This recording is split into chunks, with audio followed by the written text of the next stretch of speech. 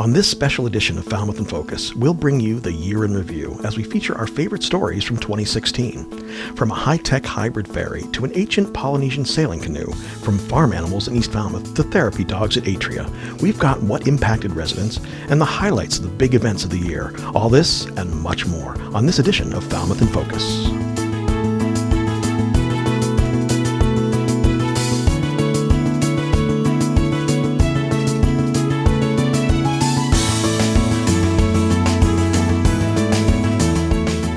Welcome to a special Year in Review Falmouth in Focus. This episode, we aim to cover the year 2016 with a look at some of our favorite stories. Let's get right to it.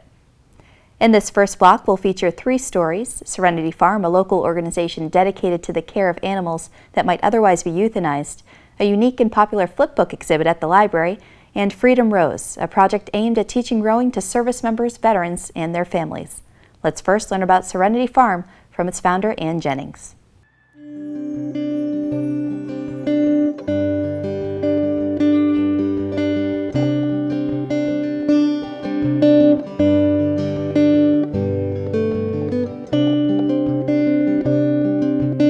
I've been here for 5 years, became Serenity Farm probably 4 years ago.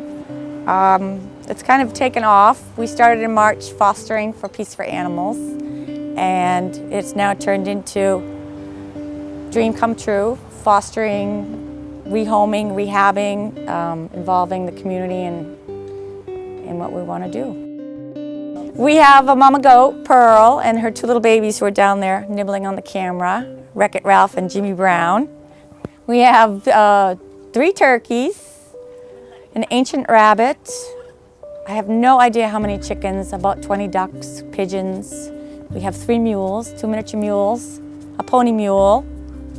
We have a bunch of horses. I'm not sure how many, maybe a dozen. You can just see her behind this bone here, the tail head. You're not supposed to see that. It's supposed to be flat when you run your hand over it. And she's all hollow here. And she's actually been eating for a month now. She's a sweet horse. She'll be looking for a home. Peace for Animals came out of Peace for Ponies, which is an organization that's been rescuing pregnant miniature horses in Wareham. I saw my veterinarian, Marina Caesar, showed me Bella on Facebook. It was this little tiny mule creature who I absolutely fell in love with and just had to foster because I owned a miniature mule. And so I fostered her, and it ended up turning into being a satellite facility, and we created Peace for Animals. And now I've since decided that Serenity Farm is going to become our own 501c3. So we're going to do our own things, more focused on children, adults, anybody who needs or wants to be near the animals that can benefit from it.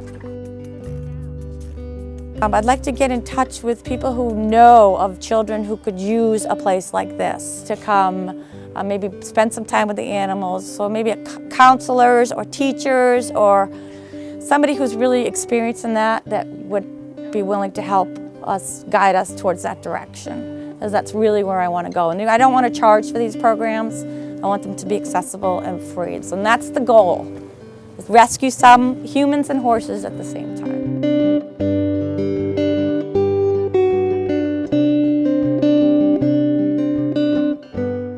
This is one of the craziest things that we've ever done here, which is that we actually, this exhibit all started with a tweet. That is to say, on Twitter, there's somebody I follow called Library Incubator. There are 2 women in Wisconsin who are encouraging artists to go to libraries and do projects with libraries in various ways, all kinds of ways. And so this fellow in England, whose name was Anton, had this project where he took artists and he decided to actually have them make flip books out of old books. So the idea was that he would bring in the artist, he would give them old books, not the books that are currently on the shelves, this would all be old books, and he would have them do whatever they wanted, remake the book in some way. Most of them are, in fact, flip books. And what he was looking for, and this was what I first read in the first interview I read with him about this, it says, Anton is interested in bringing the flip books and libraries projects to libraries in the United States and other communities outside of the UK. Well, the flip books actually have now arrived in the library. They got here at the beginning of January, and they are now sitting on our shelves. There are, in fact, only 13 of them. And the 13 are all very different from one another. There are some that are your real traditional flip book, and some that are very different. And I've got a few examples here of what they are. This is one which is called Uncle James's Sketchbook. And in this case, it's really all about the paper cutting. An artist has taken the book and cut out pages in it in order to make other images. And so that's what's happening with that one. And then we have a really typical book, The Pigeon. This is a real classic flip book, which starts out with one little bird, and then gradually you go through and in and in and in till finally you're actually in the bird's eye. We hope that people come across them two ways. Either they've actually heard about the show and so they're coming to see it, but we also hope that people just find them and that they'll be going to look for something next to Patrick Susskind and find this pigeon book. So there could be two ways of entering into this artwork. And we think it's going to be a lot of fun. To the untrained eye, this exercise may seem like just a lot of repetitive motion. Nowadays, when fitness experts and trainers seem to be coming up with the newest and most outrageous styles of training to shock your body into shape, a rowing machine seems like the type of thing you might find in your grandfather's garage covered in dust from 1972. But don't be fooled. This is a serious form of aerobic exercise. If you actually want to go really hard, it's one of the hardest workouts you can do. You'll feel really good after you're done with this. It says it on the machine, it's the complete exercise. You use your whole body, you compress, and you start with your legs as if you're doing something, aggressive like a leg press machine in the gym, and then you're finishing it off with your upper body. As a former collegiate coxswain, Michael Lucey is used to shouting orders at his rowers, but it's all by a specific design. We try to work on the aerobic capacity first, get everybody kind of going slow-paced rowing, and then we finish the workouts usually with something anaerobic, which is tapping into their threshold, and that's really what gets them really tired and feeling pretty good once they're done.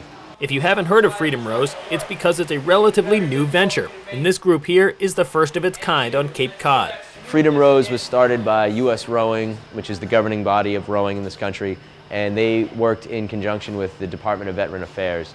And they decided to donate $300,000 last year to get programs started across the country to offer military, their veterans, and adaptive para people to have an outlet on the water, and it'd be completely free for them, and a whole new activity. So the article I saw in the paper was that they were trying to start one in Cape Cod, and I just moved back a few years ago. Crew was the sport that I did my entire life.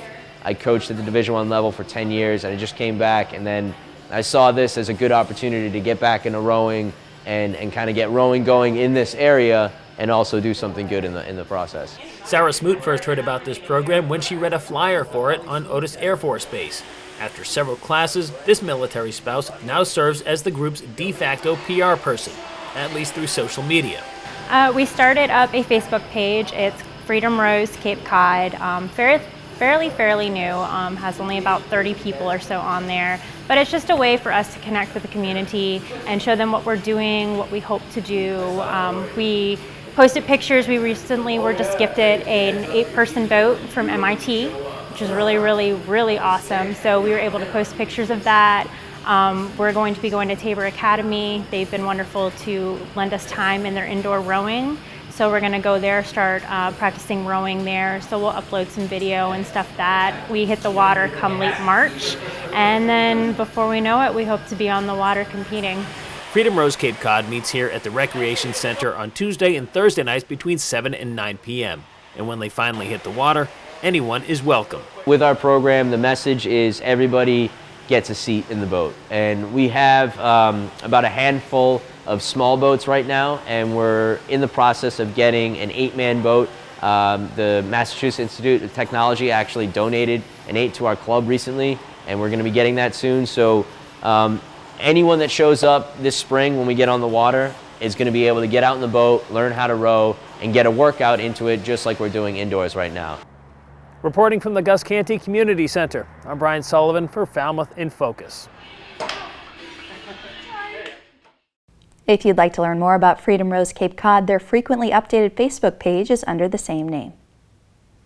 Coming up, we feature the Falmouth Bikeways Committee and their bike plan for the town, a local organization that's dedicated to improving lives of homeless children by providing quality play and opportunities for early education, and big changes at the iconic Nobiska Lighthouse. First, we hear from Chairman of the Bike Committee, Scott Lindell, about the bike plan's goals. The bike plan is our condensation of many public meetings, and featured in it are a 24-point list of recommendations that can be broken down into engineering, education, and enforcement priorities for the town. And along with the plan is a whole suite of implementation steps too, to make the plan become reality. We have this beautiful, we're standing right here on this Shining Sea Bikeway. We have this beautiful resource that extends 10 miles and connects North Falmouth with Woods Hole, but we have nothing really that serves the whole eastern part of the town. So one of our top priorities is building a connection between the bike path, downtown, and a necklace of parks, including Goodwill Park, Trotting Park, and T-Ticket Park. Most of that would be off-road, and families with small kids would feel safe going between this wonderful linear park we have, the Shining Sea Bikeway, and our other parks in town. Other big news from the plan is the hope for a bikeway that would connect North Falmouth to Bourne, which would then link to the Cape Cod Canal bike path. That's our number one priority on our list, and frankly we haven't got a dollar figure against it because it's unlikely that Falmouth will spend much at all on that. It's only a half mile in Falmouth, but we believe that connectivity to Bourne and eventually to the Cape Cod Canal Bikeway, which will then connect to the Cape Cod Rail Trail through Sandwich and Hyannis, etc., would be a wonderful necklace of bikeways. So members of our committee are actively involved in helping the town of Bourne navigate that, along with the Cape Cod Commission, since we've had so much extensive experience here on our committee. Scott believes that adopting many of the suggestions in the plan would make Falmouth an even greater place to visit and live. We should strive to become what's certified as a bicycle-friendly community. There's no other town on Cape Cod that can boast that. And very simply by adopting a complete streets policy and by adopting this bike plan and by appointing somebody who's a bike pedestrian coordinator in town. It doesn't have to be a new employee, it could be an existing employee. We meet those three criteria, we could be ranked as a bike-friendly community, we could put that on placards coming into town, and I think it would be a huge tourist draw, even more so than we already have with the Shining Sea Bikeway, because it says something about how our roads are safer and how our community feels about making that a priority. At first glance, the sight of this child playing seems like nothing out of the ordinary. Aside from the obvious fact that she's an adorable child having the time of her life playing with toys and bouncing around the room, there's really nothing unusual about this picture. And that's the idea. But if you dig a little deeper, you'll find that this child playing at this particular place is a pretty extraordinary event. Horizons for Homeless Children runs the Play Space program. And what we do with the Play Space program is we design and build trauma-informed playrooms in homeless shelters. And then we bring in volunteers who come in for 2 hours a week, the same day and same time each week, just to provide a great opportunity for kids to play. Being homeless can be a very traumatic experience, so it's a chance for kids to forget about that and just be a child again. Do Play-Doh, bubbles, coloring, things kids should all have access to, but also they learn from and grow and heal with. Volunteer Rick Kelly is retired, widowed, and a grandfather. So volunteering his time here worked out for him on a number of levels. It's great. I have some grandchildren, and I really like the opportunity to give kids that probably didn't ordinarily have a chance to interact with an adult. That's one of the reasons I volunteered here. To the untrained eye, the layout of this room looks not unlike most children's playrooms, but there's actually a special design here. In our play spaces, we purposely design them so that, for example, one trauma-informed aspect is that many playrooms you're going to find all the furniture around the edges. But in our play space, you're going to find them jutted out and put all around the room because for children who have been through trauma, having a wide open space is actually very overwhelming. Think of it as, for example, if you had been through a traumatic attack in your life. Having someone you don't know go around your backside would be very overwhelming because you wouldn't feel safe. So for them, they have small nooks and areas of play where they can feel safe and feel like they're enveloped in kind of a hug, if you will, and be able to play and not worry about things like that. And if you're wondering how a nonprofit can afford to run a program like this and have staff to watch over and play with the little ones while they're here at their play space, it's pretty simple. We are completely run on 100% on volunteers. Our volunteers come in for those 2-hour shifts once a week. During those shifts, they provide opportunity for kids to play and engage and learn from early education. And our volunteers come from right here in Falmouth and other areas of Cape Cod. We recruit them right from the community. All they need to do is have a love of children. Then they get a chance to come and be trained in the stuff that we do with the kids with just a short 3-hour training, and they get the chance to give back and be a kid again themselves, really. It's a chance for them to play and have a good time each week, so it's a really wonderful way to give back. In Falmouth, there are 2 shelters that they work with, and their play space times are morning and early evening, Monday through Thursday. And it's all designed with an eye on the long term. We hope that the play that they go through and the skills that they learn in the play space help them later in their lives when they do see other challenging situations, that they have that resiliency to get past it even easier and be able to become great members of the society in the future. We want to break this cycle. We don't want homelessness to be a cyclical event. We want the kids to have a chance to get this in their young ages of life. You know, most of the brain develops by the age of 5, which is why we focus on these kids. So this is a chance for them to get what they need at this young age and hopefully not end up back here themselves in the future. At Horizons Play Space in Falmouth, I'm Brian Sullivan for Falmouth in Focus.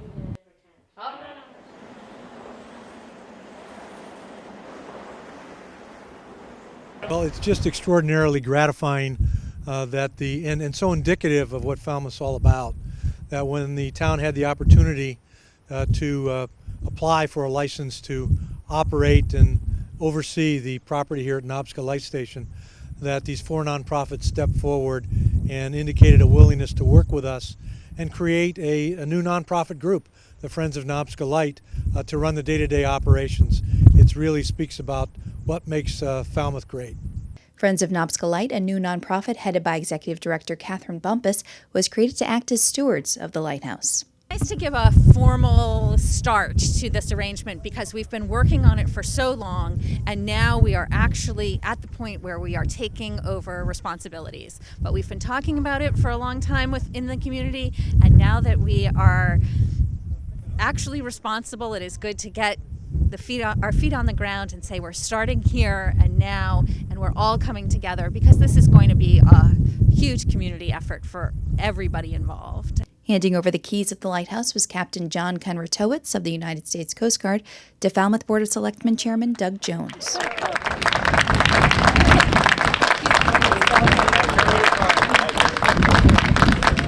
Really Falmouth's greatness in a nutshell. Everybody coming together, and this special location, Nobiska Point, that really says so much about the history of the community. It just is a privilege to stand here and to play a role in this, and to thank everyone and cheer the community on of all the additional exciting things to come. Friends plan on turning the former Lightkeepers residence into a visitor center where the public can learn about Nobiska's past. So that people can come in and learn a little bit about the history of Falmouth and about maritime history, because we are generally made up of historic preservation organizations. So that is an educational and historic resource is what we hope to be, so that people can learn why is Nobiska important? What did it matter that when Nobiska was built, 10,000 vessels went past Nobiska in 1826, which was the year Nobiska was first a lighthouse. Additional dignitaries present included State Senator Vinnie DiMacedo and Congressman William Keating. It is special, and this is special, and this will become one of the destination points in our entire region. And I think that the people realize that they've banded together to make sure this was preserved. Until we sight Nobiska around Martha's Vineyard, straight up the channel to New Bedford we'll go.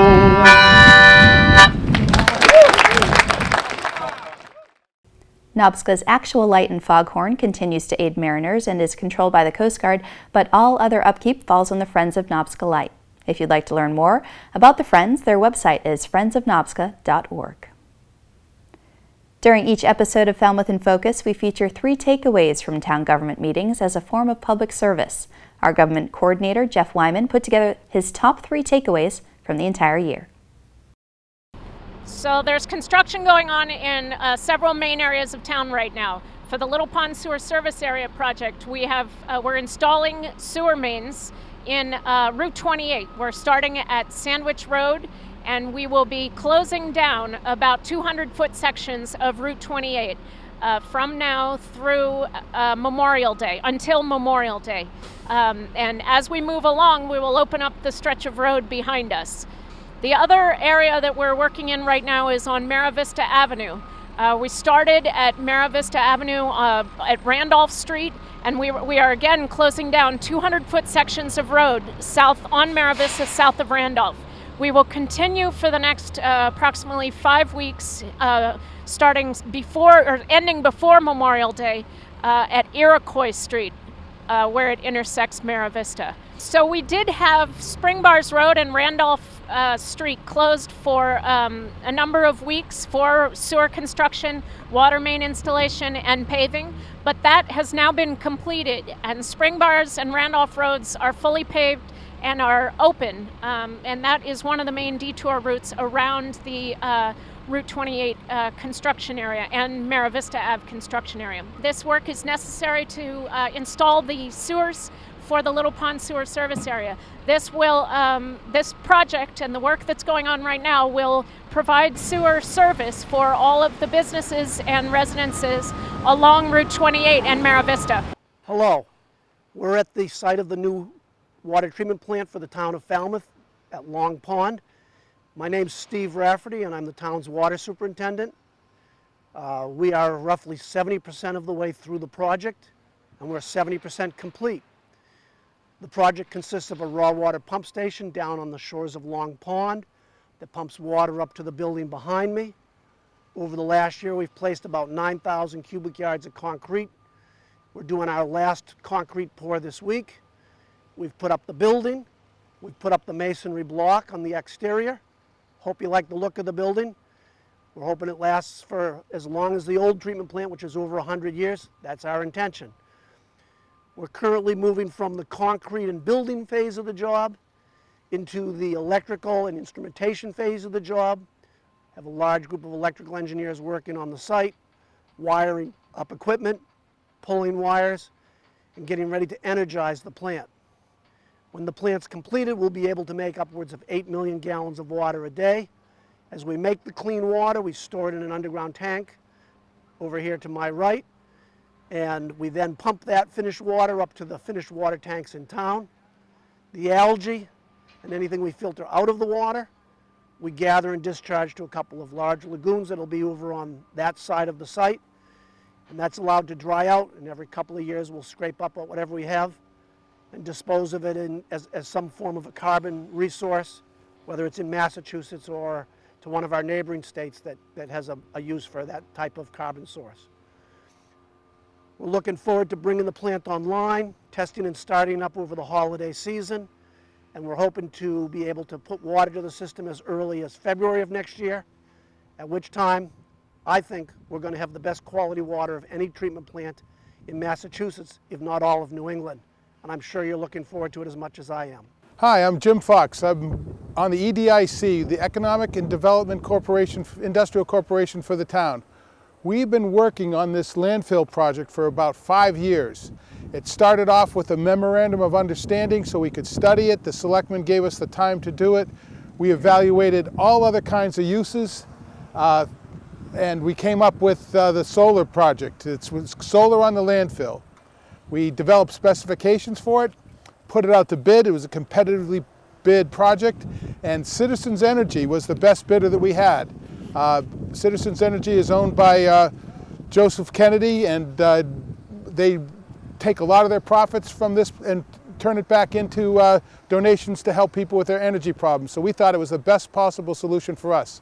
On top of giving the town a $700,000 a year benefit for the next 20 years. There's going to be over 12,000 solar panels on this site. This first phase, phase 1, is a 4 megawatt system that's going to supply the town with an awful lot of energy, and then we have the ability to expand it for another 2. These, as you can see, it's set on the landfill with no penetration of the landfill at all. These specially designed footings here are designed to set right on top of the dirt with no digging at all. They're put into place, and there'll be over 12,000 solar panels when the project is done. This, what you see here, is phase 1. This is right at the edge of the landfill. You can see the entire landfill is outlined with those barriers right there. And the project, we started about 2 weeks ago, and within, by the end of this month, the solar panels should be going in place, and we should have total, ultimately, total finish will be sometime in November, but effectively we should be finished in late October for some of the processes. The final connection, reconnecting to the N-Star, won't be finished until the end of the year. In this next block, we feature the 300 Committee and their new segment, a seasonal list of 3 areas of conservation land to visit in town. A local man, Marcus Hendricks, creator of Wampanoag shells, met us along the shore to tell us more about how his heritage influences his art. We visit Goodwill Park's new modern playground, and Falmouth Academy breaks ground for a new performing arts center. First, we speak with Jessica Whritenour of the 300 Committee about perfect places to visit in the spring in Falmouth. Hi, I'm Jessica Whritenour, Administrator of the 300 Committee Land Trust in Falmouth. Today I want to share with you some information about 3 really lovely conservation areas that are especially nice to visit in springtime in Falmouth. The first one is Peterson Farm, and it's off of Woods Hole Road, McCallum Drive, and it's a lovely 88-acre property. There's a nice sheep pasture there, so folks that are there walking on the trail that goes around the sheep pasture will find the sheep grazing. Springtime is really special because there's baby lambs, so families, it's sort of a rite of passage for a lot of families to go down in springtime and see the lambs. For those interested in birding, it's a wonderful birding spot. There's a lot of grassland birds, and the 300 Committee, one of our volunteers, has documented over 145 different types of birds over the years, and we have information on that at the 300 Committee office. A visit to Peterson Farm is one of the most joyous parts of springtime. Not only can you enjoy the farm itself, but it connects in with a really vast network of trails in the BB Woods property, which is 387 acres that the town owns, and just a lovely gift of land to the town. So Peterson Farm, BB Woods, a must for any springtime visit or weekend in Falmouth. And the second place that we're going to feature for springtime visits in Falmouth is the Moraine Trail. Specifically, the Long Pond section of the Moraine Trail, lovely time of year for the lady slippers, and the northern end of Long Pond is known to have a number of those beautiful flowers. So a walk around Long Pond is lovely this time of year, and for the really adventurous, there is a 9-mile hike. So if you do from Long Pond all the way up to 151 on the Moraine Trail, you can really experience some of the rugged terrain and just a totally different sort of viewpoint of Falmouth. There is an end-to-end Moraine Trail hike that the 300 Committee is organizing with the Buzzards Bay Coalition, and that is planned for May 15th. Folks literally go from one end of the Moraine Trail to the other, bring a sack lunch. But even if you can't make that hike, any time a visit to Long Pond and the Moraine Trail is a fun little adventure. And our third special place to visit in Falmouth in springtime is the Riverbend Conservation Area. This is a lovely little property. It's 9.5 acres, and the 300 Committee Land Trust bought it several years ago. It has frontage on the Coonamessett River, and the property, you access the property itself from Sandwich Road, and there is a parking area right off of Sandwich Road. You'll recognize probably the historic silo that's been on the property for years. It's been there since the early 1900s, and it was just restored a couple of years ago. The Riverbend property itself it's a nice little gem right on the river. There's benches so you can sit and overlook the river. There's a picnic area. It's handicap accessible picnic area, so it makes for a nice spot for a little springtime picnic. And there's a trail system there as well. As you walk down the trail system towards the river, you'll go across our bog bridges. They're little wooden structures that we put on the ground to protect some really special plants that are growing in the boggy, marshy area there. There's a carnivorous plant called the sundew. That's one of the rare plants that you don't find many places in Falmouth. Riverbend it's a quick walk. You can really enjoy just a nice quiet time in the woods and enjoy a little time on our Coonamessett River. I'm Mashpee Wampanoag and Nipmuc from Natick. So I grew up shellfishing and fishing during the summer months here on Cape Cod, predominantly from Barnstable and Falmouth. Grew up on the shellfishing on the flats and off some boats, but mostly quahogging and getting steamers. So harvesting the quahogs was like a fun activity growing up to get the kids involved in the heritage and in the culture, but also as a way of life and consuming what is part of the summer fun and festivities on Cape. This little quahog starts off as a seed right here, and each year it will have a growth ring similar to a tree. So this one here is, I haven't counted them all, but I would say this one here is about almost 75 to 80 years old. So there's several different ways of harvesting quahogs. You can use the scratch rake, which has different type of heads on them.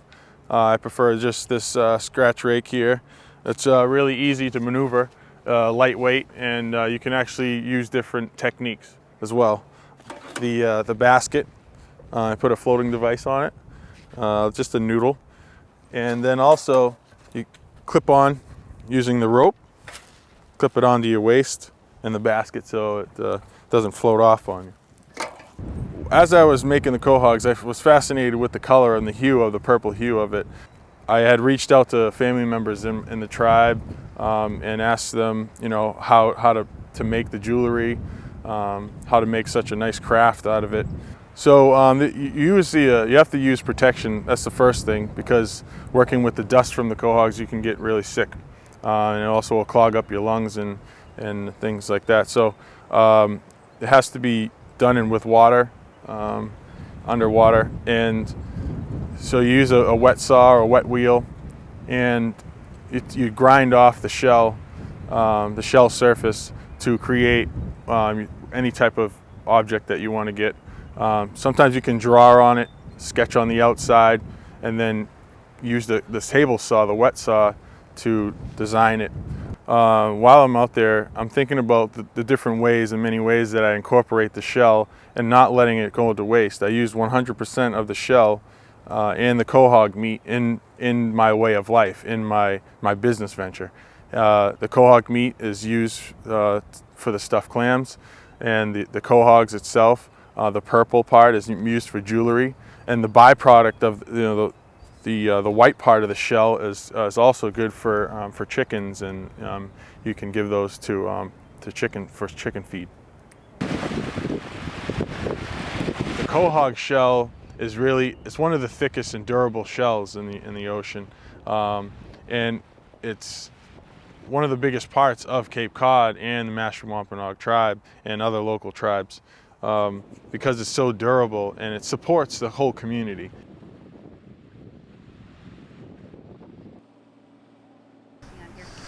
Well, it's kind of one of the biggest projects we've done so far. It's pretty big. It's 140 feet long by 86 feet wide. It's got a 2 to 5-year-old section, a 5 to 12-year-old section. It's created for all ages pretty much. We spoke to Chad during the last few days of construction. Now the site boasts all of the structures and leveled wood chips. There are about 12 inches of playground chips to absorb any falls, and the entire playground is fenced in. Well, behind me we have the big dome. Is 20 feet tall, and it's close to 25 feet, 26 feet wide. It's pretty big, it's fun. You get to climb any way you want. And the bridge and the monkey bars behind us, it's all designed not to touch the ground, so you gotta keep yourself above the ground. It's a challenge.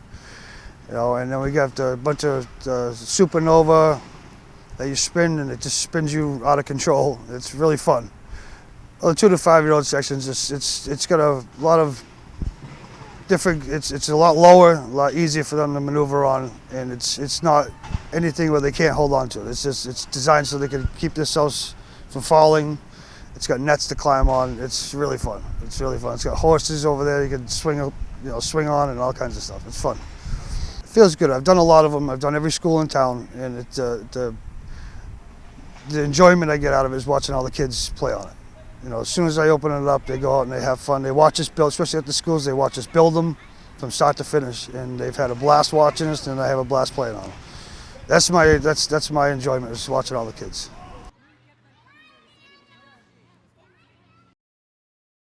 I'm Stephen Duffy, head of school here at Falmouth Academy, and we are here today because we are breaking ground on a building project which will be an expansive renovation and expansion of our Performing Arts Center. This has been a project that's a long time coming. It predates my arrival here at the school. It's part of our campus master plan. And I think the original impetus for it was that our current Performing Arts Center has done triple duty in years past. We've called it the Cafegymtorium. It's been a cafeteria, it's been a gym, it's been an auditorium, and gradually as the school has grown, we've been able to kind of narrow it down until it really is a performing space. And as chair of the board, it is the role of the board to spend time looking into the far future and dreaming and thinking about what the future school needs and should look like. We're in for 8 or 9 months of noise, dirt. There will be some inconveniences. But when it's completed, the new Performing Arts Center at Falmouth Academy will be transformative. It will benefit the school by providing our performing arts programs high-quality spaces to rehearse and showcase their talents. And it will benefit Falmouth and the Upper Cape by providing a state-of-the-art, climate-controlled facility within walking distance of Main Street. By caring and joyful teaching and learning, which is the core of why we're doing this whole thing, but further enhanced by community participation and cultural growth. I believe that communities like ours define themselves partly through the structures they create. And let this new Performing Arts Center reflect the aspirations of the love of learning. Thank you very much. When we're finished with this project, we will have a new music room. We will have a state-of-the-art, climate-controlled, and larger Performing Arts Center. We'll have a green room, a set design shop, control booth, everything that a fully functioning theater needs to be at the center of the school and hopefully at the center of culture and arts at the town as well. We have a vibrant and thriving performing arts program. We like to think of ourselves as being on the cutting edge, not cutting programs. The timeline is we're gonna start the actual construction right after school gets out. We think it's going to take between 8 or 9 months. I'm calling it 9 months and saying that we're giving birth to a performing arts center. The Performing Arts Center is on schedule to be done in April of 2017. There were other changes in town, of course. The Steamship Authority welcomed a new vessel to its fleet, named the Woods Hole. Just down the road, the Hokule'a, a replica of an ancient Polynesian double-hulled sailing canoe, docked for 4 days. And on the other side of town, the Wampanoag tribe held its annual powwow. We begin with a ceremony to welcome the new hybrid ferry, the Woods Hole.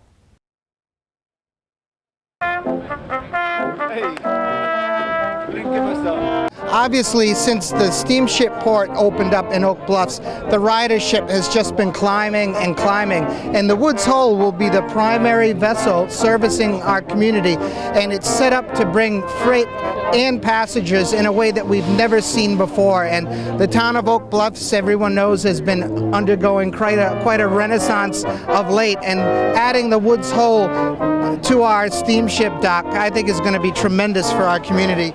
I'm excited about the boat. I'm excited about the fact it's going to come out to Nantucket as well. As you know, I'm someone who spends a lot of time on these things, and they are our lifeline to the mainland, and we couldn't survive without them. And we certainly appreciate the ports that welcome us. And I'm very proud today to see all these people looking at the historic panels on the steamship Woods Hole. We're very proud of them. They're just great. It was fun to go into the archives and find photographs that we love that would be interesting to everyone else to see, and then to tell the story with several different panels about the history of town. And it's been a wonderful job, and I'm so pleased that thousands of people are going to see these and enjoy them. My family has been coming down to the vineyard since I was 3 weeks old. My parents were coming down long before that with my grandparents, and we just built a house over here a couple years ago. So being a part of something that hopefully I can continue to come on for years to come, I'm really excited to be a part of. Is such a significant and important thing that we all kind of take for granted. But it takes people in leadership, like we've seen in the Steamship Authority, to make this a reality. The Steamship Authority has run an effective transportation operation for many, many years, and we are all the beneficiaries of that. Woods Hole, Martha's Vineyard, Nantucket, we're not separated by water, we're connected by it, and the steamship plays such a critical role in making that connection. I think it makes things go smoother when things break, when the weather changes, when there's calamity. You know, I just think it's a wonderful thing to have an ample fleet rather than an aging fleet. It's going to be a very versatile vessel for us to be able to fill in at certain times of the year, that it can act as a like a big boat, one of the Martha's Vineyard or the Island Home during the winter when we don't have to carry as many passengers, and some of the other boats are taking out for repair, and then in the summer and fall when it can be used as a freight boat to go back and forth to the islands. This canoe behind us is the first canoe in Hawaii of its type built in over 600 years. And it was launched in 1975 in March 8th. And it was one of the most exciting things to come along, culturally in Hawaii, in as long as, in hundreds of years. I first heard about the Hokule'a coming to the East Coast. I saw Sam Lowe. He was primarily in charge of the East Coast stop in the vineyard, and I saw some amazing articles he was writing about Hokule'a coming to the side, and I emailed him one day and I was like, hey, I can help out in any way possible, and little did I know that he wanted to see if Hui's dock was available for Hokule'a to stay at. And then we have Trish Keli'inui, who is part Mashpee Wampanoag, part Hawaiian. We got in touch, and everything organically formed where we just wanted to make sure Hokule'a was welcomed. We have with us a contingent of Mashpee Wampanoag tribal elders, as we also have some of our youth here that is part of our language program, who are all prepared to greet our family, or ohana, from the islands. And it's tough to put into words just how exciting this particular day is. It's extremely historic, and to be present and part of a family, the Mashpee Wampanoag family, and to be here to greet our family from the Pacific. The timing we couldn't have planned it any better. Today, of course, we'll greet our family. After that, the ceremony, a lot of us will go back to our powwow in actually being held in East Falmouth at the Cape Cod Fairgrounds. Today is our first day of our 3-day event. It's our 95th annual Mashpee Wampanoag powwow. So again, from after today's ceremony, we'll head back, and then tomorrow the Hokule'a crew will be our honored guests at our powwow. So as we've been sailing around the world, we've been meeting so many different peoples, different cultures, different indigenous cultures. Coming in here to Woods Hole and meeting the Wampanoag is a special thing for us. We're native peoples as Hawaiians and Polynesians, just like they are. And, we have a special tie to our land and seas, just like they do for thousands of years. We're at the 95th annual Mashpee Wampanoag powwow. Breaking the cycle of addiction is the theme of the powwow. We've got thousands of people here, and it's all about our tradition and culture. Our history is people's history, and our history is American history. But basically we're here really sharing who Mashpee Wampanoags are through song and dance, culture and spirituality. And we're open to the world, and we're really enjoying all our guests. You know, grand entry is so important as we kick off the first day of the powwow, which is Friday, July 1st. And I tell you, grand entry is so amazing when you see all the procession of our dancers. You know, whether it was East Coast, Eastern Blanket, Jingles Dress, or Fancy. And I mean, it was really special that we could see all these dance styles. And as every dancer is touching Mother Earth with the feet to the beat of the drums, it's just so amazing. When we look at our fireball that's happening tonight, Saturday, that's so incredible, where it's a medicine game where many are playing this game. The young men, tribal men, are playing this game, and the ball's on fire. And what they're doing is they're internalizing the heat of that fire to take the pain away from somebody that is sick, or to heal somebody that is sick, or to pray for someone's spirit that has gone on to the Grand Lodge in the sky, someone that's passed. The Princess Pageant. It's these young ladies who live a clean, pure life that are queens, if you will. My reign, it's a really good opportunity, especially for young women that are Wampanoag. It gives you a lot of opportunities to go and meet other tribes and their traditions and what they do and what they like and how they celebrate what kinds of things they do. Meeting family is my favorite part. Everybody just see all the family and that you haven't seen in a long time.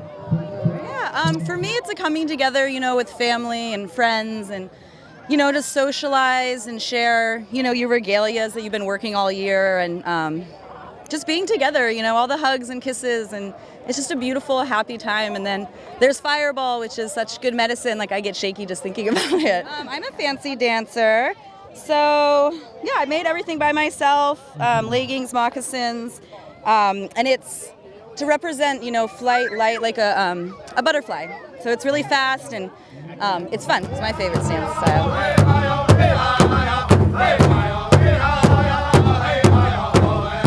And so as all our friends and family come here, it's also a homecoming for us as well.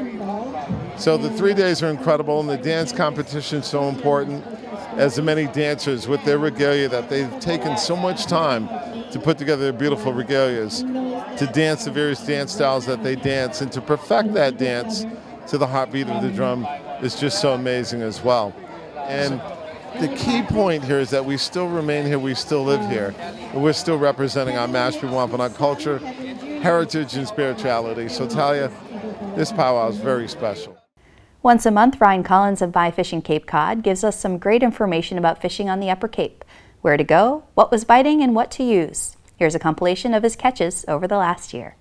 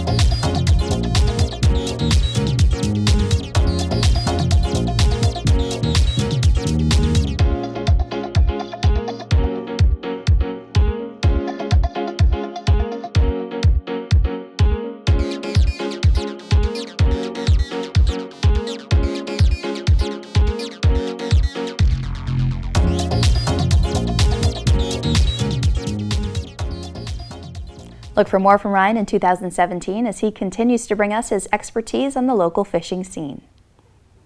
In our next block of stories, FCTV's Alan Russell checks out this year's Barnstable County Fair. We learn about an exhibit at Highfield Hall that came from halfway around the world.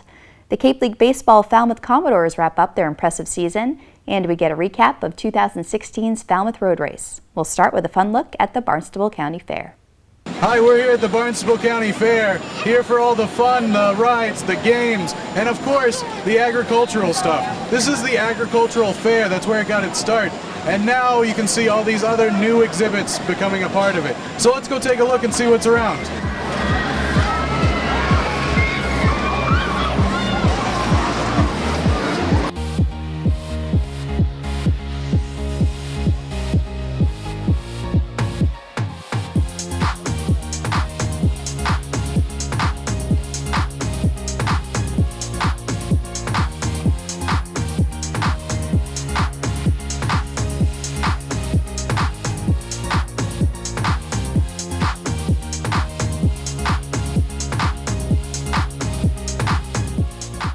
So I'm here with Emily and Zip, and you want to tell us what you are preparing for right now? Yeah, so we have our 4-H club here, and so one of the things that we learn about is all about horses. So we're actually going to go out and start riding and just kind of give a demo, and then after I ride him, some of the younger girls are going to go out and they're just going to show off their moves and show off how our horses and let people visit their horses and just kind of see what we're all about at our farm and stuff. How long have you been riding here? I've actually been riding for 4.5 years, almost 5. But when I was younger, I did ride a little bit off and on, and then I took a long break, and now I started riding up again. And you do all of this with the local 4-H here, right? Yeah, I do. I do local 4-H, and I also am on a show circuit, but I'm very involved in my farm, and so this is just one of the small things that we do here. It really sounds like a fun time, yeah. And we wish you and Zip the best of luck out there. Thank you.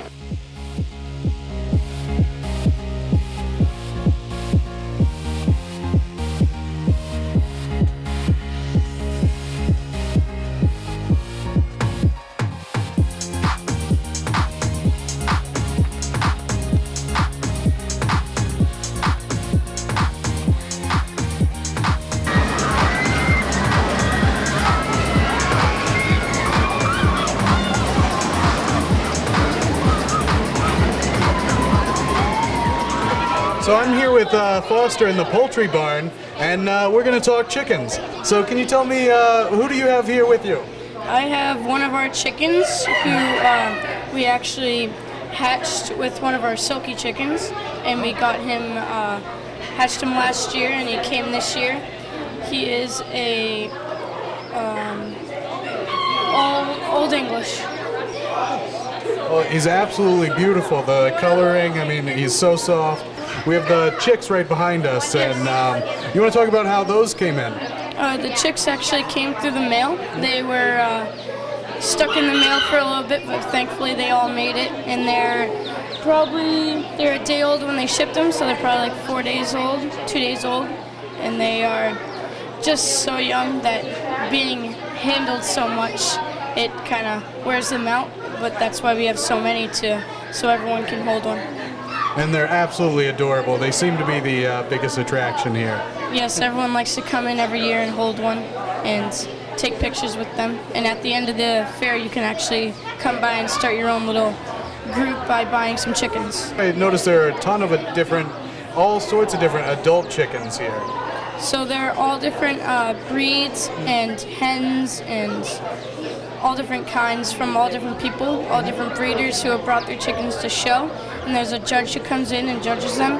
We have 158 birds right now, and that's one of the bigger groups we've had in a lot of years. And we get up early in the morning and we change their cages, give them new shavings, feed them, water them, and every day. That's amazing. It seems like a lot of hard work. So which chicken would you say is your favorite? I'd say the chicks are my favorite. Yeah. Or there's some cool chickens over there in the corner that have a nice little tuft around them. They're all different kinds. They're very cool to look at. Excellent. Thank you so much. Thanks for watching Falmouth in Focus. This is Alan Russell signing off.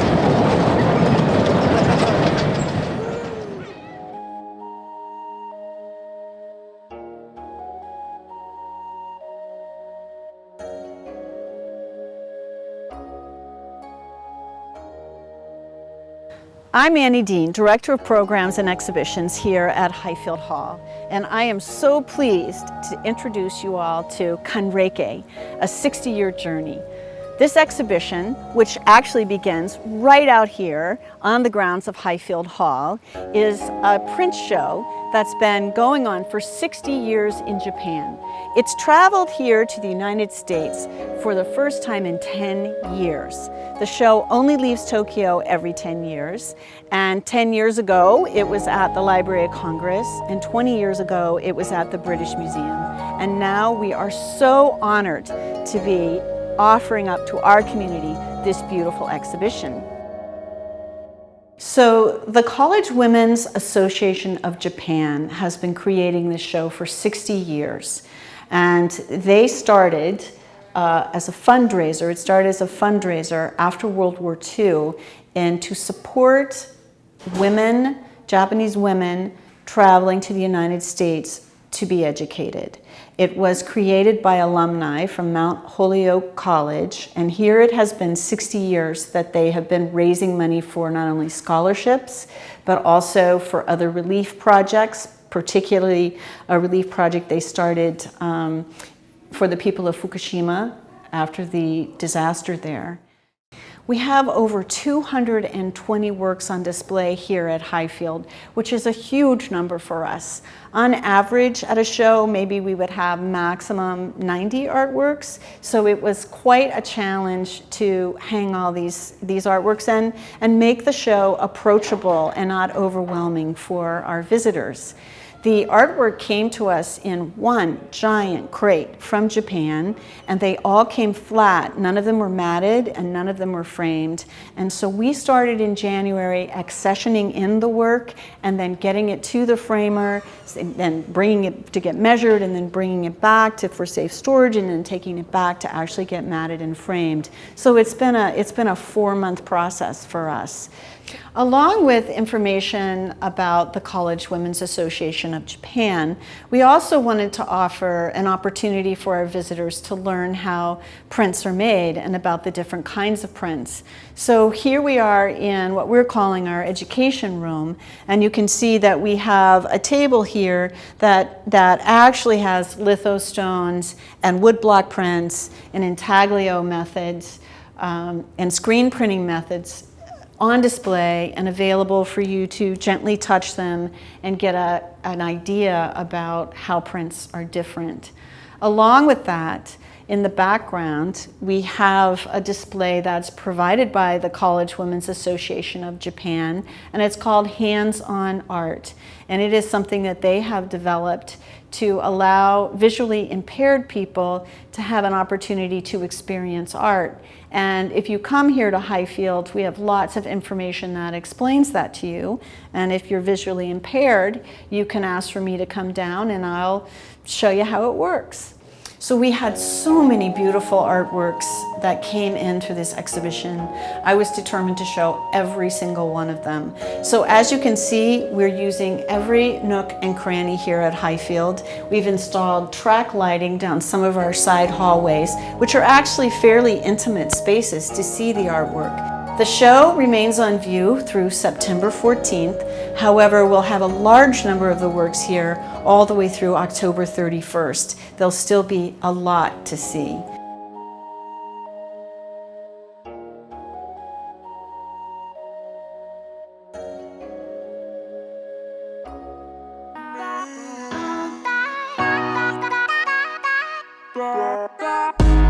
Her body's gold like September. She burns through the night like an ember. And all those things we try forgetting, I remember. But we say we all fine, we all fine.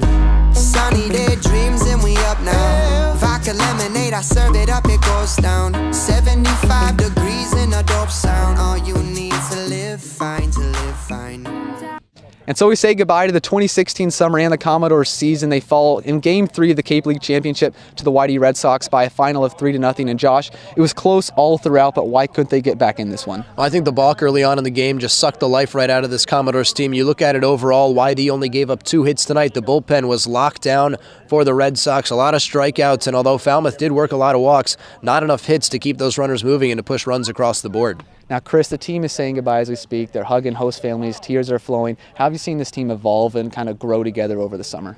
Yeah, obviously really tough. A very special season. Over 50 games in the season for the Commodores as they won the West and made the playoffs. And obviously tonight in just one game, it's not an indicative sample size of how the team played this year. And you really can tell afterwards how close these guys have come. And I think you have to credit the coaching staff. They did a terrific job at allowing these guys to gel in a very special season. They finished last in the West last year. And obviously getting to the championship game is a tremendous feat, and they should be proud of that.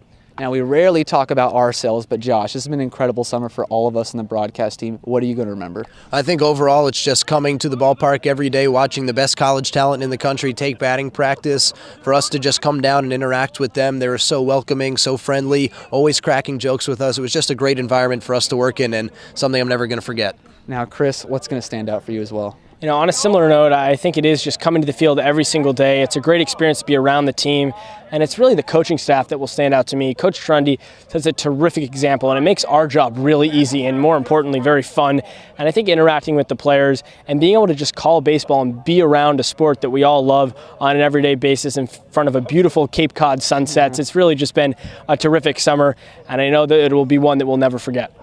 Well, that does put a wrap on the 2016 season. I know I speak for the entire Commodores organization. We want to extend a thank you to everyone that's watched and followed this team throughout the entire summer. It's really one that us as broadcasters will never forget.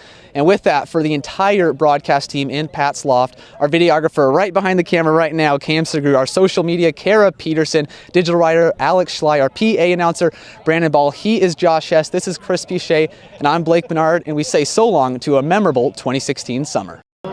It's the 40th anniversary of my first win here. Well, actually, I was just happy to start the race today. I had a knee issue crop up midweek all of a sudden out of the blue, and I sort of limped into the press conference on Friday with the hopes of just being able to run, and I wasn't sure I'd be able to do so, but I got some help and was able to run, and was off the mark a little bit, but to still be able to run under 7 minutes for the entire length of the course, 7 miles, is something I'll try to keep going for a few more years. Today, I'm happy today because I won.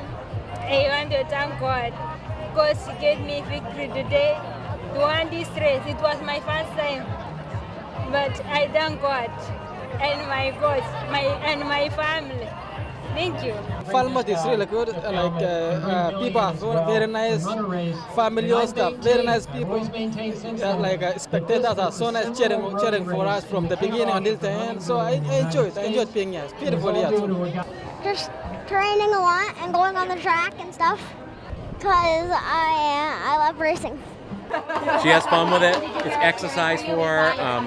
It gets her out. She's on a track team, the Jersey Navigators, and she loves doing that. She went to the Nationals this summer with the team, and she competed in the U11 division, and she did super. She finished second and third in all her events. But yeah, she did great. My dad said it before, and I'm training for soccer for school, so I thought it would be a really good way to prepare for that. I've been training, so I hope my first one's pretty good. I have a lot of family here cheering us on too.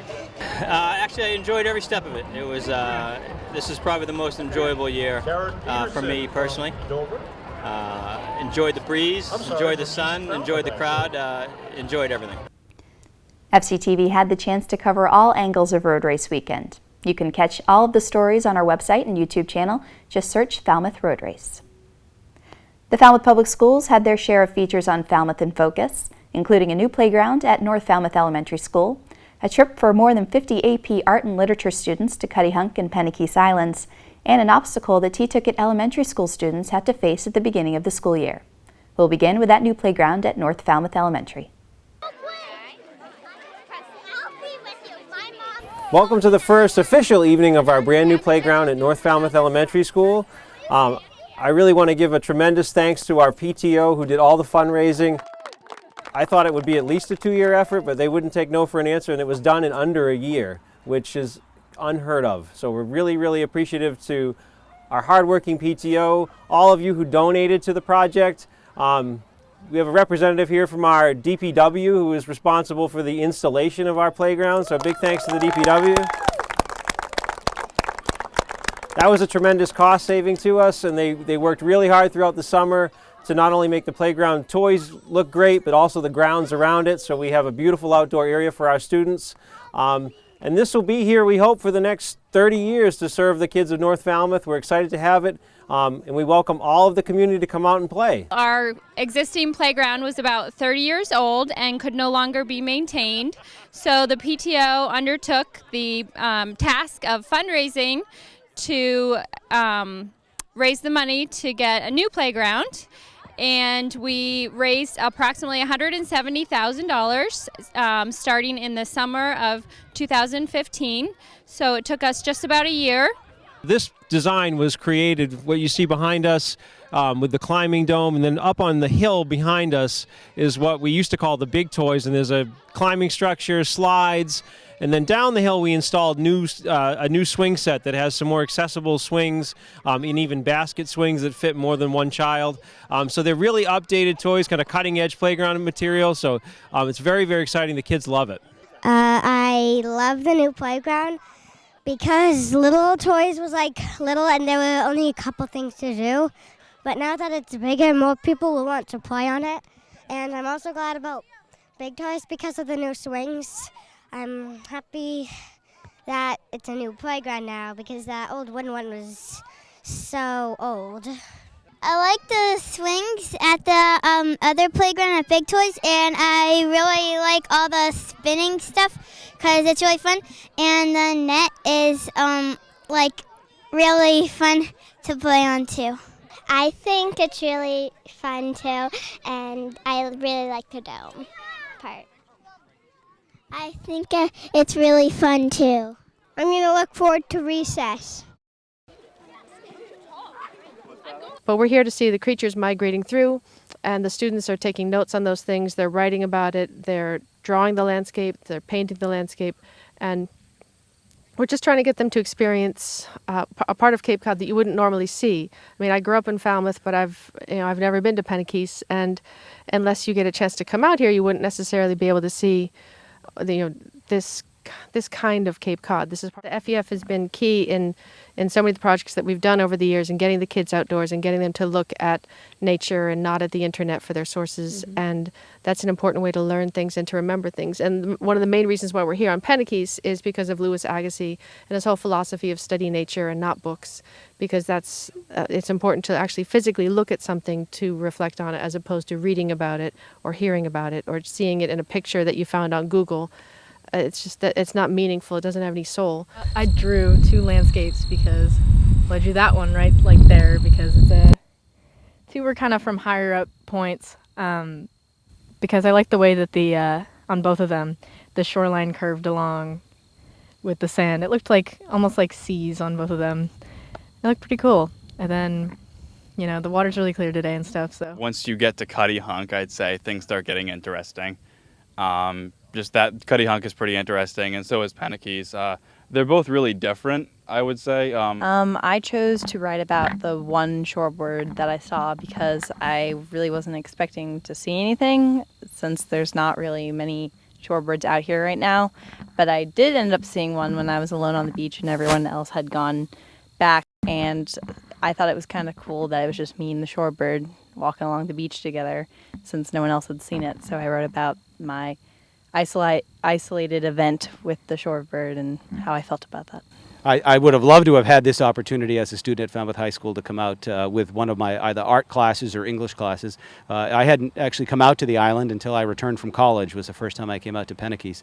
But I think it's important as these young people are so plugged into technology today and learning technology to be able to get out into a wildlife sanctuary like this and to really take value of it, whether it's through writing, journaling, or through artwork, but to really be able to carry on the Aldo Leopold land ethic, and that's a lot of what today is for me, is not only the art and the English classes, but making sure that we expand that land ethic to the next generation. Kids are going to be making a lot of artworks and writings from this, and then they'll be having a number of art shows, and the FEF is also sponsoring. They're going to be entering this work in a competition down Cape, and so part of the grant will pay for us to go down Cape and see the work in the competition. And the Falmouth Education Foundation is so great that they give us money to come up with these ideas, to bring the kids places, to make high school interesting, but also fun. I mean, it is fun to be on an island for the day, and you can't deny that. No. Actually, I was amazed at how well the first few days of school have gone. The kids have been amazing. The teachers have been great. Everybody's been so flexible and so willing to just go with everything. Things went like clockwork. We were so prepared, and things went better than I could have anticipated that they would. The buses came in. Everybody was in their stations. Everybody was out there greeting them. The children as they came in, and the parents have been wonderful. The community's been wonderful. As you know, our Stuffer bus and every other fundraiser that we had gave us the supplies we needed to start off. The classrooms look fabulous. Everything has been just wonderful. The transition has been as smooth or even better than I could have expected it to have been. Discovered that we needed to move to a new place. We were allowed to teach together in our new digs here at the East Falmouth School. And as you can see, our classroom is now a gym. We had a lot of fun setting everything up this year. Mrs. Boudreau and I have worked together for a long time, so we somewhat knew how to help each other to put things together. Well, when I initially got the phone call, I think I panicked. And then when I heard that Skylar would be at a middle school, I think I panicked more. And I didn't tell her anything until I knew when the meeting would be and I had more information, because I didn't want her to be nervous. I wanted her to be able to have all of her questions answered. And I went to the meeting with a list of probably 20 questions. And they answered all, I think, but one of them without me even having to ask a single one. The plan was well thought out. It was very detailed. They thought of all of the parents' concerns ahead of time and had all of those answers ready for us. So I left that meeting feeling really impressed with the district. They had all of the stakeholders present, every principal in the district present, which I think was really impressive and just shows what a wonderful district we have overall. And, the only concern I did have was with recess, thinking my second grader being at recess with fifth grade would be a challenge. And on the first day of school, I got a letter home that said she'd be having recess alone. So even the one concern I had, they addressed before it even became a concern. So I love Falmouth. I think it's a fantastic district. I'm proud to have both of my children here. And both of them have transitioned exceptionally well. And everybody has been so welcoming to everyone. Well, I thought I was going to not know where my classroom is, and I'm going to be left out and get lost in the school. Well, I looked and all my teachers were, Miss Shequin was there, and my friends from last year was there too. Looking forward to going back to the T-Ticket building though in the future? Not really that much, because I like this better. T-Ticket elementary students were welcomed back to the school on Monday, November 28th after spending much of the fall at other schools in town. A new show from the Falmouth Chamber of Commerce, the story behind the Kindness Rocks project, the groundbreaking at the Falmouth Bus Depot, and the beautiful animals of the Companion Animal Program make up our next block. But we begin with Coastlines, the Falmouth Chamber's new show, which had its first air date in 2016. I'm over here in Buzzards Bay with Rich Davis, the executive chef on board the dinner train run by the Cape Cod Central Railroad. Hello, Rich. How are you today? Fine, Mike. How are you? I'm doing great, thanks. Really excited. We're going to be getting on the train and going for a ride. My first time. I know a lot of people out there are dying to know all about it. What are the challenges with cooking for 208 people on a train that's moving and people who are looking out the windows and maybe not paying attention 100%? It's different, but it's also the same. I mean, a tenderloin is a tenderloin. Mm-hmm. To make a good béarnaise sauce, you got to have the right ingredients. So it all starts with quality ingredients. And as you adapt, there's things in the restaurant you have to do. There's things on the train. I mean, you can't be poaching eggs. We have an eggs Oscar, which is similar to an eggs Benedict, and it requires poached eggs. You can't be poaching eggs with the train moving. You've got to poach your eggs ahead of time and hold them. So there's a lot of different little quirks that you learn to adapt to on a train. I noticed we had to wait for the train bridge to come down, but somebody was saying it's really not the train bridge, it's a boat bridge, it's for the boats. But tell us a little bit about that and how that impacts the business. Well, interestingly enough, the canal lift bridge was obviously built to support the rail traffic, and it was a predecessor bridge to it from back in the 1800s. That bridge was constructed in 1935 when they widened the canal. But maritime traffic does have the right of way, and although the Army Corps of Engineers works with us as well as the MBTA when they operate the passenger trains across it, so we try to get a window that they'll allow the bridge to be dropped to support our trains. So the Kindness Rocks Project is a grassroots kindness movement that I started as a hobby, and it's now turned into this amazing kindness international project in 7 countries and all across the United States. Including here at Nobiska Light in Woods Hole. Megan started the project about a year and a half ago, shortly after she returned home from a service trip to India. I was walking on the beach, and I used to look for messages and signs like many people do as they're walking the beach, where inspiration finds people. And so I personally would look for heart-shaped rocks or pieces of sea glass. And so when I returned from that trip, where the kids found inspiration in little things, I thought, I put those 2 ideas together, and I grabbed a Sharpie and walked the next morning and started leaving just kind words on stones for other people to find, to provide them with inspiration. The project has impacted hundreds, if not thousands of people, including a cancer patient who found one rock outside of Whole Foods. She talked about how finding that rock was like, it was her message to be brave for this next chapter of her life. So to move on from, her treatments and the cancer to then, start her life over. She was brave, she made it through, and now, all that she could accomplish after that. So that was like amazing to me. If I didn't know about the project and I was walking and I came across a rock randomly, at first it would be like, oh, what's this? And then I'd read the message on the rock, and then I'd start to think about what that message meant for me, and I'd relate it to my life. But then I would get really curious, and I'd be like, I wonder who dropped this rock. Then the magic happens from that. That's where, at that point, that's where the kindness part kind of jumps in, and then someone feels cared about. Someone is like the recipient of an act of kindness, and that's the power in the project. It has now spread because it started here in Cape Cod, and people come from around the world to vacation here because it's so beautiful, and why not? They then took pictures of these rocks that they found, or they take a rock and they bring it back to their country or their state, and they would then create either a similar project, an extension of this project, or they would just, as a hobby, drop a few rocks. One of the rocks that is my favorite message is, your legacy is every life that you touch.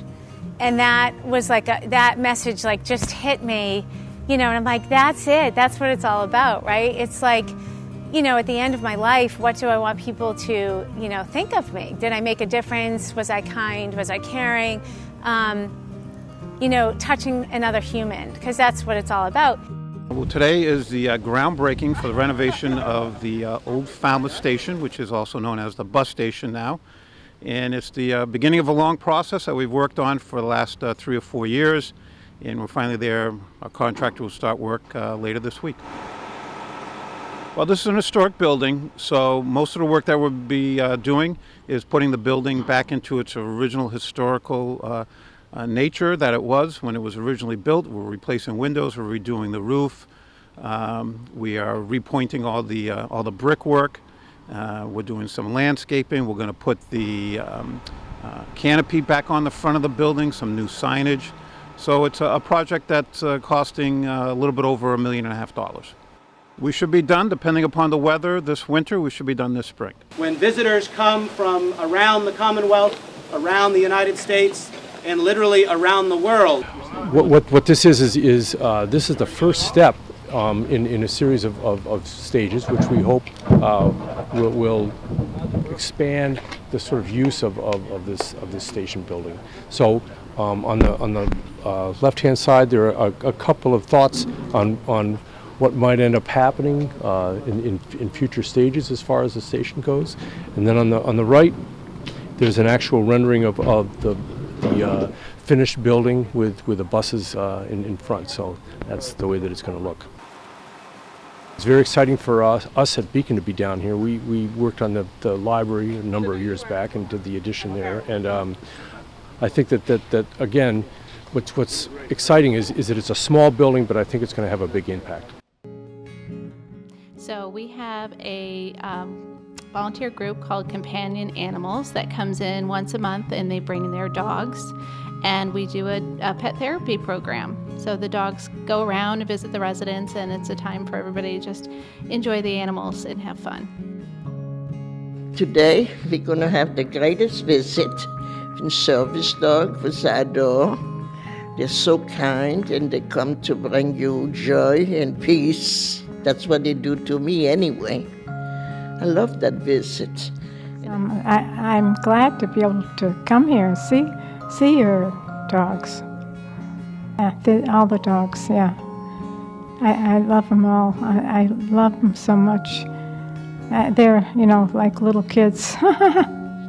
Chillin is a 9-year-old golden retriever, and she was born to do this work. She is a sweet dog that knows people's feelings, and she'll skip over some people to go to a person that's having a bad day, and she'll spend most of her time with that one person if that person needs her for that day. So I have to tell her to move on. So she's always been a dog that has a sixth sense about reading people. So this work for her is just natural. I think it's just animals are therapeutic, and so it's just nice to see animals, visit with them. You get to know the animals, and so it's fun to see them come back every month. We visit both sides of the atria, the assisted living side and then the more independent side. And Chillin has been doing this for 6 years. So we started on the other side, which is the more assisted living side, and we just started visiting the more independent side. So we go and we visit each ward, and we visit mostly in groups. So the dogs come in a big room, and they go to each individual person and spend a little time with them. I love making people happy, and it brings joy to them. And some of them only get our visit every month. So it means a lot to them. So it's just nice to put smiles on people's faces. I think it's good for all of us. It's good for the doggies to get more love, and it's good for us. We're always looking for new teams. So if you're looking for something rewarding with your dog. If you're interested in learning more about the Companion Animal Program, their website is companionanimalprogram.com. Our last block of features takes a look at the newly renovated Oddfellows Hall in downtown Falmouth, a cyclocross race at Coonamessett Farm in Hatchville, and a compilation of the Falmouth Chamber's Holidays by the Sea weekend. We'll begin with an open house and ribbon cutting at Oddfellows Hall, now named 1 Chancery Lane, where renovation was completed on the new affordable workforce housing. Today we did our ribbon cutting, open house, and dedication of this historic landmark. We have finished the adaptive reuse of the Oddfellows Hall and have rebranded it now to 1 Chancery Lane, where we have 4 open concept micro-unit studio apartments.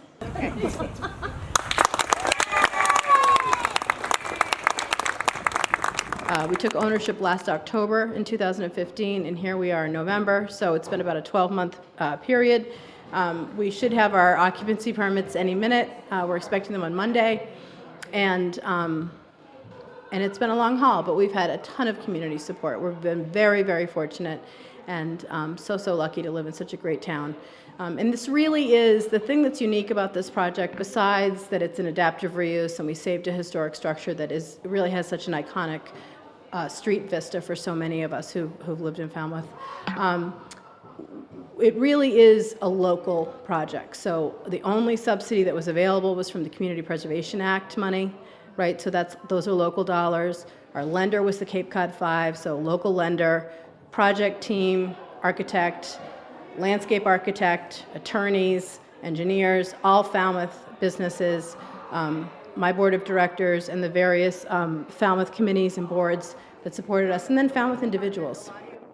It's just another step towards trying to get affordable housing into the town. It's something that the town purchased this building quite a few years ago, and with all the efforts of the organizations around here to have this happen, it's another step in the right direction. Just how people can be really proud of where this building came from. I think the people who are going to be living here are very fortunate because it's just beautiful inside. They're very lucky, but also they're very lucky to be downtown because this is where it happens. It's wonderful down here.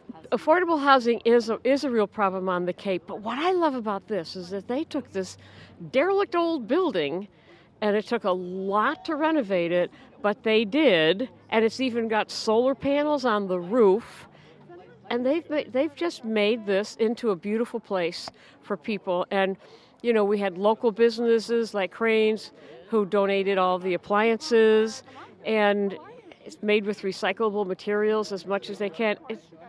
It's just premier. We can all learn lessons from how well this has been done. Today's event is we are hosting a cyclocross race here at Coonamessett Farms. George has been doing this for 12 years now. Awesome event. The course is about 1.3 miles, 1.3 miles. Covers the whole farm here. Goes by some of the alpacas, some of the chickens and everything. But really good event.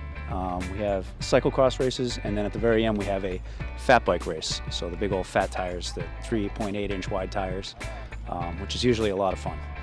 Cyclocross is a form of off-road bike racing where the bikes look more like a traditional road bike than a mountain bike, and it's a lot faster, and there's some dismounting and carrying your bike involved as well. So it's a great course for cyclocross. The farm is fun. Kids love it because of all the animals, and the food is good, so it's kind of a neat venue. So as much as there's still the big races like the Tour de France and the Giro d'Italia and all the other big races, road racing for amateurs in the U.S. isn't as big as it used to be back in maybe the 80s or 90s. So there's not as many road races anymore. But cyclocross is really the big up-and-coming thing, and so you will have on any given weekend 1, 2, or 3, maybe even 4 races somewhere within New England, and a lot of them down here in the southeast, whether it's here on the Cape, Plymouth, Rhode Island, etc. And our club participates. You know, we usually probably have 8 to 10 riders in each of those races every weekend. Some racers will race on Saturday and on Sunday. Team Spark is a bike racing team out of Taunton, Massachusetts from Spark Bike Run Sports. We raise money for Homes for Our Troops. That's the main mission of the team. Homes for Our Troops builds specially adapted homes for severely disabled veterans. They're actually based right out of Taunton. Every home costs about $500,000, so somebody comes home, not the same way they left, and they need a specially adapted home so that they can continue life as normal. And Homes for Our Troops builds that at no cost. It means a little something more when you're racing for people who literally can't run because they don't have their own legs. So it's a reality check a lot of the time. So sometimes if you're frustrated, you didn't do as well as you would have wanted to do on your race, it's like, well, you know what, you can do it though, and go do it for people who can't. So it's a heartfelt cause, it's an honest one, and I'm proud to be able to do a little part of it. Today was a fun day. It was our first official race against each other. We both raced in the same category today. James took 7. I was lucky enough to win.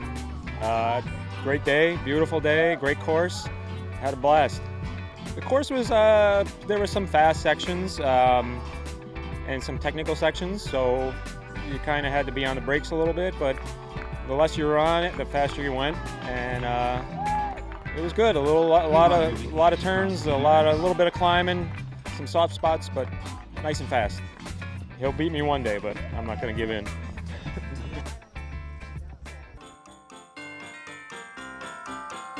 One, two, three, go! Go get it, Ryan! Go!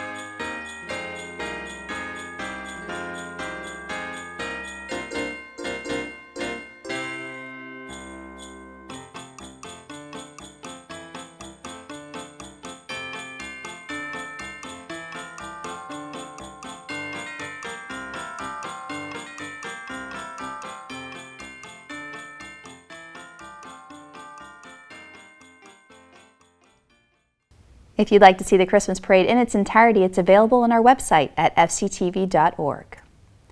Troy Clarkson's Troy's Take segments have had a huge impact on Falmouth in Focus. We put together a short montage of Troy's great intros and outros and look forward to even more from he and his wife Donna, who records each piece in 2017. Thanks, Liz. Thanks, Liz.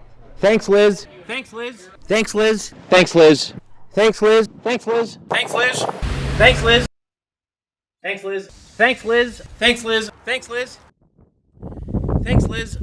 Thanks, Liz. I'm Falmouth Enterprise columnist Troy Clarkson, and that's my Scarecrow take. Back to you, Liz. And thank you, Troy, for all the thoughtful segments you've given us in 2016. We have had a lot of fun working on this show, and we're excited to introduce you to a few new ideas for 2017. We hope we keep hearing from our audience and receiving your photos and videos for our #MyFalmouth segment. We're going to end the show with sights and sounds, but this time with a little humorous look behind the scenes at our outtakes of Falmouth in Focus.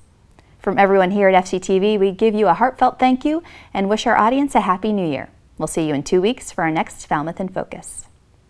I looked into the light. Sorry, I need a second. Thank you for joining us for this. Sorry. We sit down with a new fire, the Falmouth Fire. I wrote just fire and then I added Falmouth. And now we welcome the Hokule'a, a replica of an ancient Polynesian double-hailed sailing. School may be out for the summer, but before this initiative and about a nationwide event that takes place. These are big words. Celebrating everyone of every waste. This is a mouthful, sorry. Simply going to practice.